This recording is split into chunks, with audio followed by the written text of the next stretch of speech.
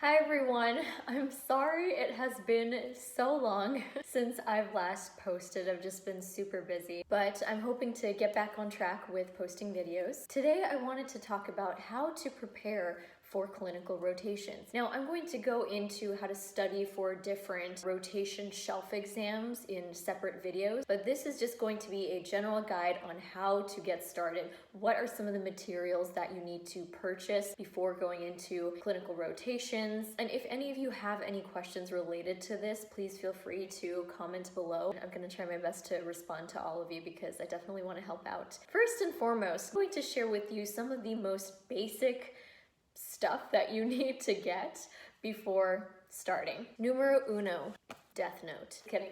So I had this notebook ever since I was an EMT way back in undergrad, and I would basically write down my patient encounters in here, basically logging it and writing about what I saw, what I did during that time. I'll write patient on this date with history of type 2 diabetes mellitus, atrial fibrillation, hypertension, etc., who presents with X, Y, and Z, and maybe the medications that they're on, if I'm doing inpatient rounds, the ins and outs, and any changes over time, changes in electrolytes. This is pretty handy to have, whether you're doing outpatient rotations or inpatient rotations. You can write about your patient encounters in the notebook. So why is this helpful? It's helpful for several different reasons. What you could do is when you go back home, you could just quickly look through some of your encounters, and if there's something that you didn't know about, like a certain medication you haven't heard of, or you want to look up, or a disease that you want to look more into,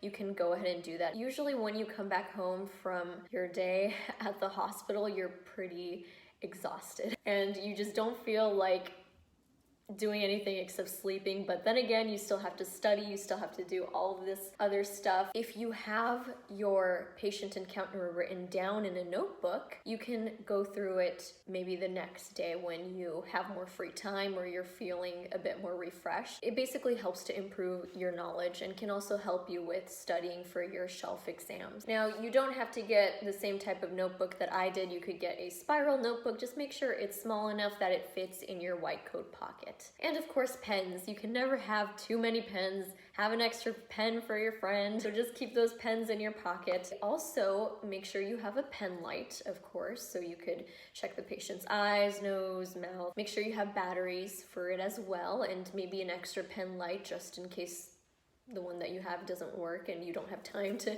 change the battery. You need to have a watch because it'll help you when you're taking pulse, just to check time. Stethoscope, of course, don't forget your stethoscope. Masks, of course, we are in COVID time, so don't forget to bring your masks. Okay, these type of masks, you want to get these. And if your institution makes you wear like N95s, look up N95s and get those masks. So a lot of times hospitals will just give it to students. There's that.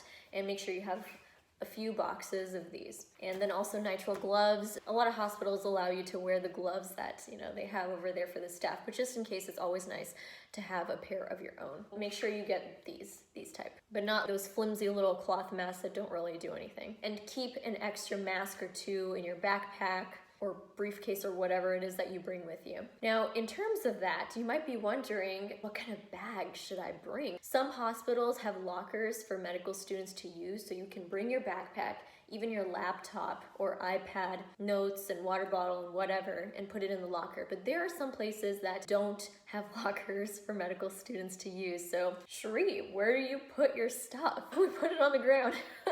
No joke. Well, find a little corner at an office, or maybe there's a desk with computers and we'll just put it in the corner with everyone else's bags. Generally, there's been no issue with that. So yeah, I just bring my backpack. I've seen some girls bring like bigger shoulder bags, but most people bring backpacks. Also, don't forget your water bottle, because I've noticed a lot of times, almost daily, when I'm talking to patients and I see patient after patient after patient, I talk a lot and my throat gets really dry. So water bottle. Keep your water bottle. You need to stay hydrated. And you might be wondering, should I bring my laptop or iPad? Is there time to actually study off of it? Depends on the preceptor, depends on the rotation. I'll go into this more in a different video, but I'll say this, there is downtime. Downtime is basically when you are, for example, in between patients and there's nothing to do for like, it could be, your downtime could range from like 5 minutes to an hour or so. It really depends on the preceptor. It depends on the rotation that you are in and what you are required to do. So there have been times where I'll just quickly open up UWorld and start doing some questions, or Anki.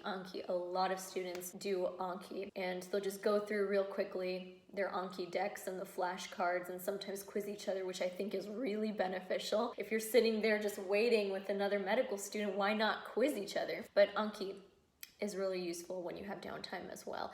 Sometimes you don't always have time to go through like the clinical vignettes during UWorld because part of your mind is thinking, I might have to go now to see a patient, so Anki is pretty useful. I'll talk more about that in how to study for your rotations in a different video. Okay, white coat.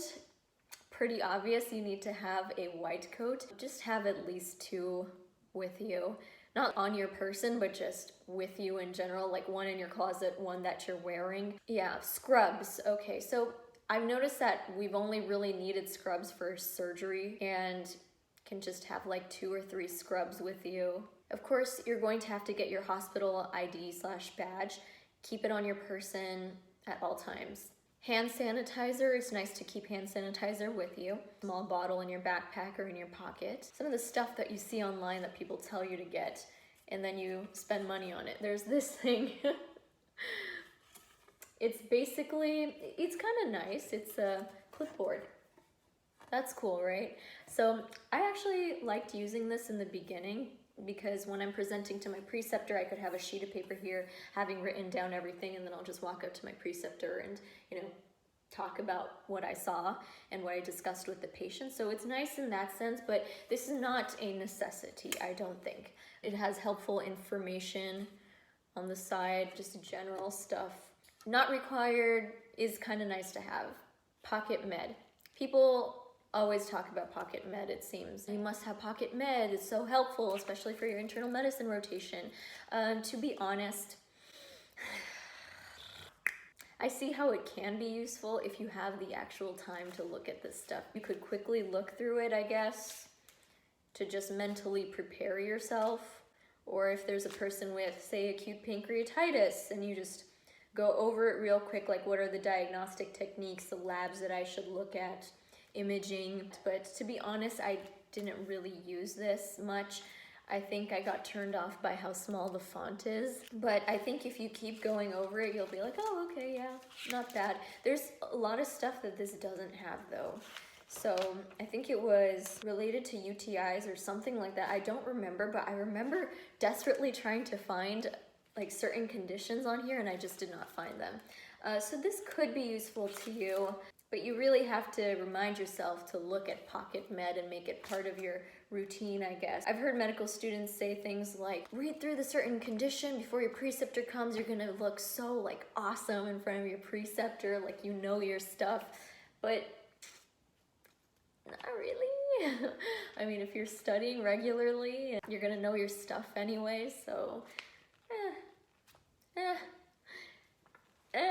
I don't really have that much of a strong enough opinion on this to say that you should get it or you shouldn't. So I don't know, it depends on you. Also, your phone. People download Anki on their phone. So during downtime when the preceptor is off doing something else and they're just sitting there, you can go through Anki if you'd like. Or I just use Google to look stuff up. Or you could use UpToDate, which is a really great resource too. So just keep your phone on you, but make sure it's on silent. All right, granola bars. Not all rotations give you designated lunchtime, or if they do, sometimes your work goes into lunchtime and you don't get lunch. Make sure you keep some granola bars with you, especially if it's a really demanding rotation like surgery or IM. Wear comfortable sports shoes. I've seen people wearing sports shoes, I've seen people wearing flats. No one's worn high heels so far, except for when they're in outpatient clinics and the preceptor is pretty chill and doesn't mind. But yeah, just some comfortable, regular sports shoes should be perfectly fine. Professional clothes, I'll go into clothing in a different video, but just look put together. You don't need to buy expensive clothes in order to look put together. And I'll share some websites and stores where I got some of my clothes for rotations later. And they're pretty cheap too, but they look pretty decent. As long as you don't smell and you're clean, and as long as you are dressed appropriately, it should be fine. Again, you can also determine what you will need and what you don't need once you actually go into rotations. Like, I don't really use Pocket Med that much, or this little clipboard thing is actually beneficial in my rotation, or maybe it's not. Maybe I could just write it in my notebook and it's the same thing. So yeah, you'll basically figure it out once you go into rotation. So I know in the beginning, before rotations, people get kind of anxious, like, what is it like? What do I need to do? What do I need to bring? So I'm going to address that in a separate video, but just know this.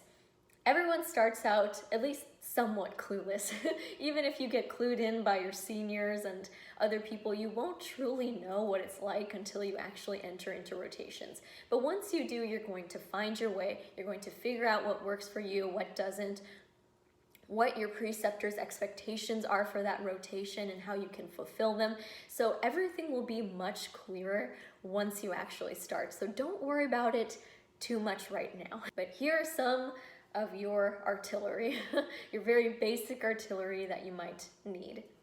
Check out my other videos for how to dress during clinical rotations, where to get your clothes from, some nice cheap clothes for you broke medical students out there, and also some tips on how to excel in rotations. And I'll also be making videos on how to study during your clinical rotations and what resources to use and how to use them. So stay tuned for that.